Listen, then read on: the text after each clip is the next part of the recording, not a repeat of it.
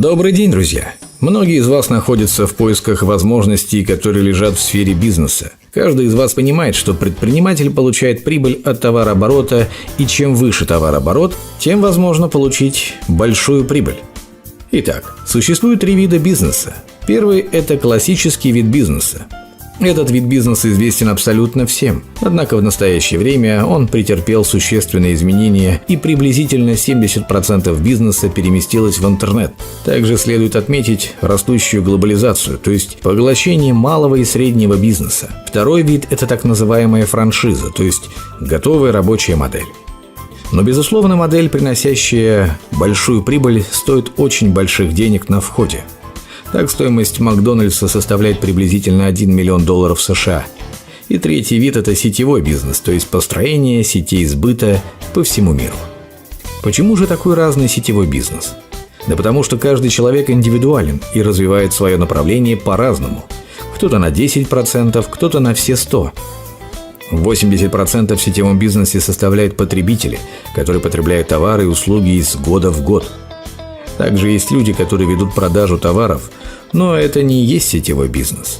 А также есть люди, которые зарабатывают процент от товарооборота. И эти люди обладают сетевым мышлением и прекрасно понимают, что чем больше точек доступа, тем больше товарооборот. Таким образом, они создают точки доступа в различных городах и странах, при этом ища людей с такими же взглядами на бизнес и такими же масштабами. Такие люди называются сетевые предприниматели. Точки доступа в сетевом маркетинге – это не привычные нам магазины и заправки, а это особый человек, который выбирает для себя это как профессию.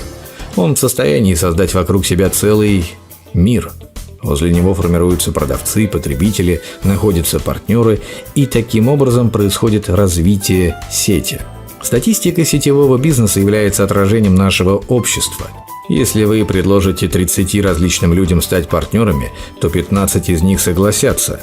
При этом 11 из них пойдут по пути малого бизнеса с доходом в 30-40 тысяч рублей, а 4 человека выберут большой бизнес с доходом в 500 тысяч рублей и более. Эти люди и будут искать точки доступа. 15 человек из 30 откажутся заниматься сетевым бизнесом, что тоже абсолютно нормально, поскольку не все хотят идти в бизнес. Такие люди становятся в будущем клиентами. Следует понимать, что сетевой бизнес, в отличие от традиционного, развивается нелинейно. Когда у вас появляется 2 человека, ориентированных на доход через год в 500 тысяч и более, они начинают активно развивать эту тему, развивать регионы и города.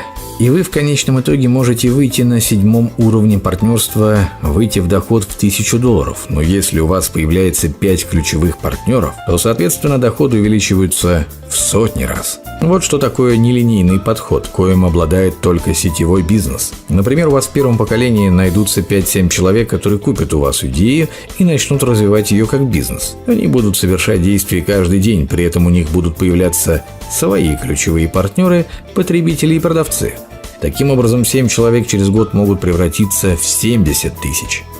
То есть сегодня у тебя есть 1 человек, завтра 2 и так далее, что в конечном итоге выливается в огромную массу людей, которые все знают о процессе и продукте.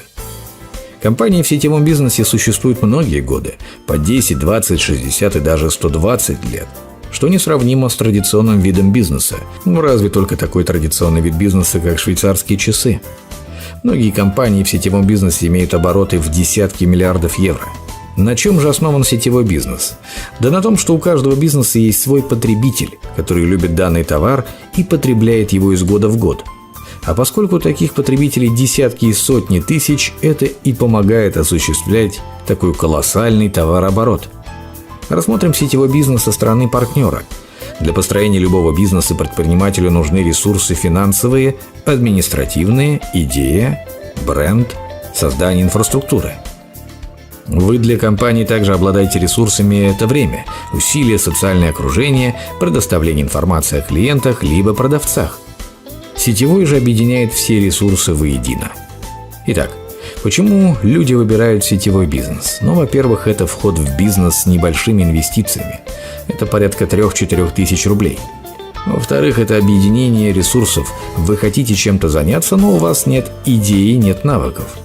И вот вы вливаетесь в бизнес, где есть идея, инфраструктура, административный ресурс, деньги со стороны компании и вашего партнера. При этом в ваш бизнес вливаются ресурсы людей, которые к вам придут. А это время, это цели, энергия, социальные связи других людей. И за счет объединения всех этих ресурсов в ваших руках получается глобальный ресурс.